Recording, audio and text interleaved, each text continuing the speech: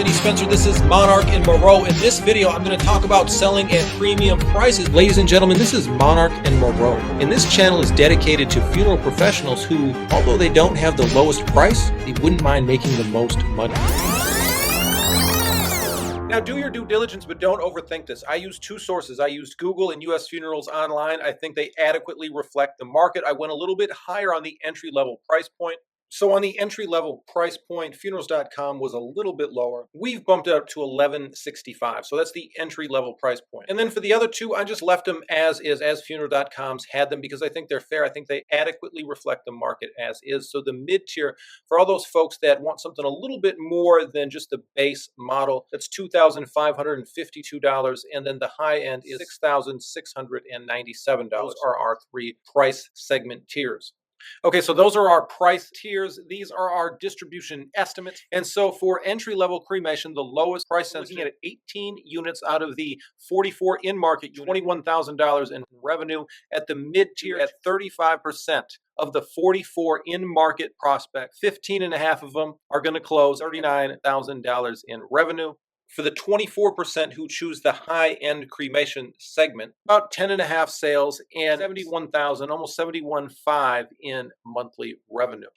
Man, I had to put a jacket back on. It's cold in here. But listen, when the numbers shake out like this, they stack up like this. So we can put a valuation, we can put a number on the at-need cremation market per county. And it comes out to $132,393.81 per month per average United States county. Now we have one more to do. We have the at-need burial. When we get that done, we'll have all three. We'll be able to put our total market valuation together.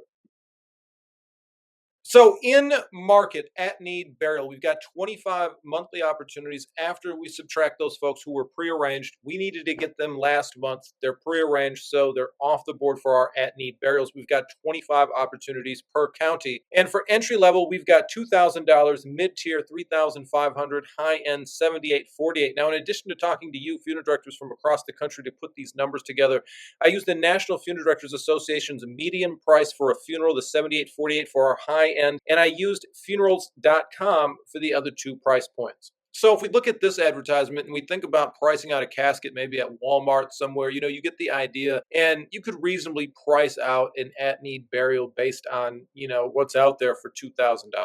More importantly, when we put our service distribution estimates on the board, we see that at entry level, there's 10 units up for grabs. At the mid-tier level, there's almost 9 units up for grabs. And at the high end, we've got just over 6 units.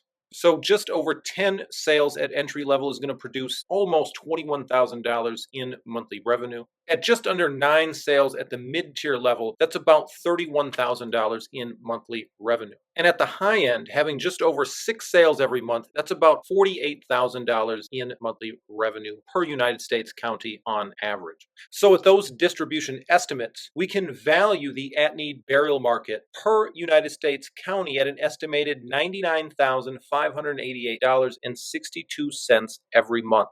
So when we group all of these together, we've got pre-need, which we're not trying to underestimate the pre-need market. We're trying to estimate those contracts that are coming due in a given month out of the total opportunities in the county. So we're going to say 20%. Another thing, I think that if you check your books or, at least the providers that keep track of this, you can reasonably expect to convert about 20% of your at-need families into some form of prearrangement for the future. And then we've got cremation and we've got burial, and we can subsume those numbers to create an overall per month county valuation.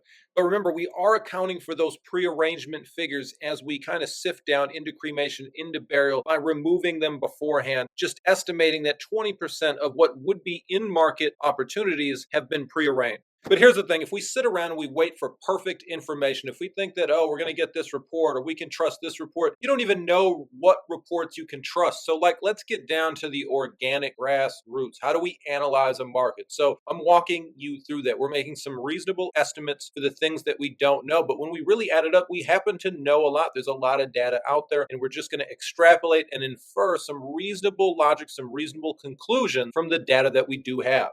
So based on the experience and data that I have and the estimates I've made, the pre-arrangement market per United States county on average is worth an estimated $88,080.75. Cremation, $132,393. Burial, just under $100,000 per month on average. So that puts our market valuation per county in the United States at an estimated $320,063.18 per month and more than $3.8 million per year. Now, competition is about who services those families. Who gets that money, right? Let's go back to the first one. Who services those families? So, what do I mean by service capacity? Probably not what you think. Up until now, we've made our valuation on what? Numbers, right? On the economics, on prices. Now, that's the same thing that everyone does, including buyers in the marketplace. Now, every industry struggles to communicate the value behind their prices. That's the need for salespeople, for sales training. Now, how much more so when we're talking about the nuances and intricacies between price point? And how much more so for you, funeral care professionals? You're selling something that's invisible, you're selling a service. So here's a couple concepts we're going to keep in mind. One is that prices and value move in opposite directions. Okay, that's number one. And then what makes prices the way they are? Number two would be supply and demand. So let's look at those two concepts in terms of service capacity. And I think this is something you need to see more than you need me to tell it to you. So I'm going to do the best I can to bring this to life for you so you can see it for yourself. So let me ask you something. We've got our three divisional segments. We've got our three sub-segments, each divisional segment based on price. So if we get into entry-level cremation versus high-end cremation, do you think it's safe for us to assume now that each price point tier has its own commiserate service demands associated with performing that service? So the demands associated with the most basic cremation are not the same as a high-end all-inclusive funeral. Do we agree there? So we agree, right? There'd be a different demand on the service you have to provide from this price tier in this division to this price tier over here in this segment, right? I think we can even go even deeper, right? We can kind of narrow this down even more. For instance, take a high-end cremation, all inclusive, right? They're even doing the casketed service. This is the high-end cremation. And everything that goes in that the funeral procession is even going to happen. This is the high-end product. Now, any variations of the high-end, it doesn't necessarily have to be all that. Everybody doesn't want that, but this is the top of the line. So think of all the things, all the attention to detail, nuances, intricacies that go into that. And let's go into entry level. So we're providing removal. We're doing, all the administrative, the permits, the death certificates. Maybe we're doing one or two death certificates. Maybe we're providing an urn. Maybe not. We're performing the actual cremation. But there are so many other things that we're not doing here. So let's keep this real simple so we can use it. We don't want to overthink this. We've got these two services behind me here on the board. We've got entry-level cremation, and then we've got all the bells and whistles, the high-end cremation, all-inclusive service. So keeping it simple, we're going to say that the biggest difference between delivering, performing, the capacity difference between these two services is going to be the amount of time and the level of effort that the provider is going to have to put into each service. Would you agree with that? And honestly, we're talking about providing a service. So the key metric is time. It's the common denominator. Other providers cannot stockpile time. So either today, the hours, the billable hours were monetized or they weren't. So when we think of time and value and how it affects our prices, we got to think of it a little bit different than, what the client gets. Like they get on-time delivery. They get it done within a few days. We're the fastest, whatever it is. Those are all good things. But what's really driving, what's really the market force here is something else. But it definitely has to do with time. Here's how we have to think about it differently depending on who we're communicating with and what we're doing, right? In the normal sense, the customer facing sense, time is a variable.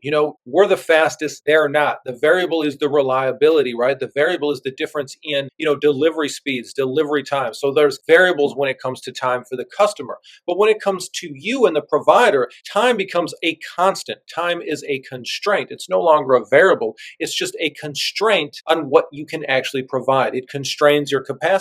Time is the one constraint, the one thing we can't control. It is a constant, and it dictates how much service we can provide. It dictates exactly how much of each service type quality we can provide. And the constraint here is a 1-month production period. So we have to try to estimate how much production can the market service? How much capacity does it actually have in a given month in a given county? Well, based on our market numbers, 41% of the market seeks the entry level. So it's reasonable to think that at least 41% of the capacity is going to go to service those families. 35% to the mid-tier, 24% to the high tier. Now remember, we're not trying to overcomplicate this. We're trying to create a simple framework for a starting point for our strategic thinking. Okay, so we've got these base numbers. Now we're going to figure out caseload per individual participant in each one of these tiers. But before we do that, let me ask you something. Are you starting to maybe reverse engineer? You're starting to see where I'm going with this, where I talked about capacity and competition. Now, we're going to ask some specific questions about the participants, competition involved. We're not going to skip any steps. We're going to do our due diligence. But maybe you're starting to see the bigger picture, like if we were off the island for a second. The other thing I want you to think about and ask you is how many counties do you think you compete in right now? How many? And how many competitors do you think are in each one of those counties? How many? Okay, so let's calculate caseload, right? 41% of the in-market buyers are looking for that entry level, right? So it's reasonable to think that 41% of the market is kind of organized around that on servicing their needs. Same thing with the mid-tier, 35%, same thing with the high end. So the idea now is to consider like the time differences and the caseload, constraints that each tier would impose on the participant. So when you think about entry level prices, if you think about, providers that really are in that niche, dominate that niche, same thing to a certain extent to the mid tier, but really with the entry level, they're designed to really be efficient, to be smooth, keep internal costs down, remove unnecessary steps, automate as much as they can, get the buyer to do as much as they can, and really deliver it with the least amount of time and effort possible. And I know for a fact that that type of an organization, each funeral director can easily handle 25 cases per month. During COVID, I know that some funeral directors were handling 40 and 50 cases per month. Now we'll knock that down to 10 for mid tier. So we've got 25 entry level, 15 mid tier. Now, not to say that, and everybody does things different, right? Your service is not the same as their service. So I get it. At 15, 25 cases, you're busy. I'm not saying you're not. This is upward levels of service capacity right here. And at the very high end, you've got a lot to do. But if you know what you're doing, you can get 10 cases a month done. I know you're going to feel busy, but if we go to the, NFDA, if we go to the National Funeral Directors Association's website, they say that the average funeral home services 113 families per year. So that's 9.4 per month. So 10 is very doable number. So we're just going to use these rough estimates, just a starting point for discussion to try to, get this, off the island, big picture view of the market. Remember, these are estimates, but they're educated ones. I'm going to show you how this all plays out in the next segment.